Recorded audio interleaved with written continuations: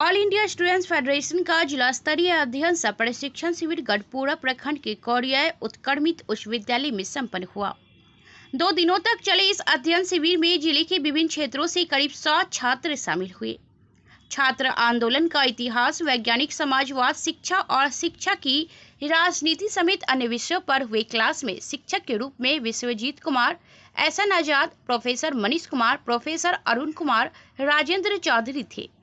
वर्ग के छात्र नायक के रूप में एआईएसएफ जिला सह सचिव हसमत बालाजी थे। वहीं इस अध्ययन शिविर के अंतिम सत्र में जिला अध्यक्ष अमरीश कुमार की अध्यक्षता में नई शिक्षा नीति विषय पर आयोजित सेमिनार को संबोधित करते हुए पूर्व सांसद शत्रुघ्न प्रसाद सिंह ने कहा कि नई शिक्षा नीति में विश्वविद्यालयों को पैसा अर्जन करने का अड्डा बनाने की साजिश की गई है। राष्ट्रीय शिक्षा नीति में उच्च शिक्षा में जादू टोना, झाड़ फूक, सकून अपशकुन को शामिल करने की बात कही गई है। यह शिक्षा नीति देश को 18वीं शताब्दी की ओर लौटाने वाली है। उन्होंने कहा कि नई राष्ट्रीय शिक्षा नीति पूरी तरह से अव्यावहारिक है एवं अवैज्ञानिक है। इस अध्ययन सह प्रशिक्षण शिविर में एआईएसएफ के राज्य अध्यक्ष अमीन हमजा, जिला सचिव राकेश कुमार, रोशन कुमार, सत्यम भारद्वाज, सुमित, अभिषेक, मोनू सिंह, विवेक कुमार, पूजा रुचि, ईसु वत्स, स्वर्णिम प्रभात, मुकेश कुमार, राजा, सनी, ऋषभ कुमार, भाकपा नेता विपिन सिंह, विशंभर प्रसाद, मोहम्मद महफूज, जयप्रकाश यादव, सरपंच रमेश कुमार, रामकिशोर प्रसाद समेत अन्य मौजूद थे। बीएनपी न्यूज के लिए बेगूसराय से संवाददाता शिवम कुमार की रिपोर्ट। हिंदूकरण और सैन्यकरण की राह पर जो भी राष्ट्रीय स्वयंसेवक संघ का स्वयंसेवक होगा वही अब सीमा पर दुश्मनों से देश की रक्षा के लिए बहाल होगा।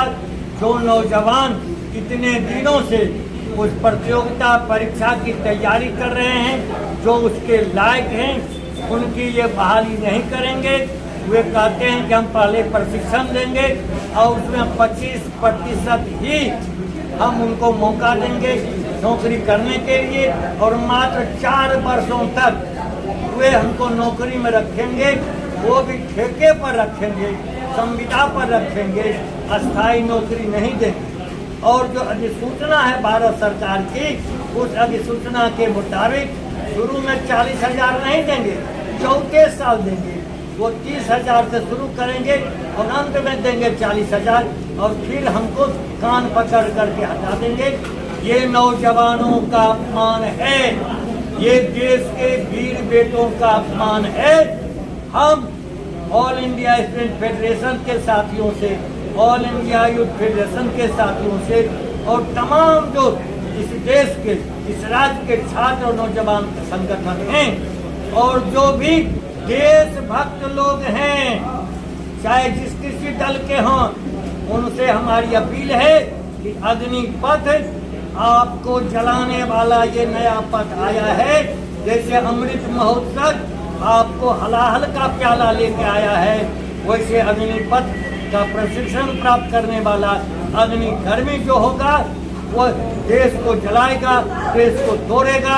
इसलिए आजादी के बाद से जो सेना में बहाली का प्रशिक्षण का पाठ्यक्रम है, कम से कम साल भर जो कठिन प्रशिक्षण दिया जाता है सेना के जवानों के लिए, वही साल भर का कठिन प्रशिक्षण का पाठ्यक्रम चालू किया जाए।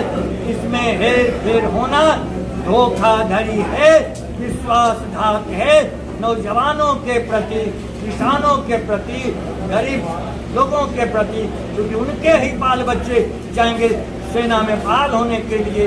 उनके साथ इन्होंने छल किया है।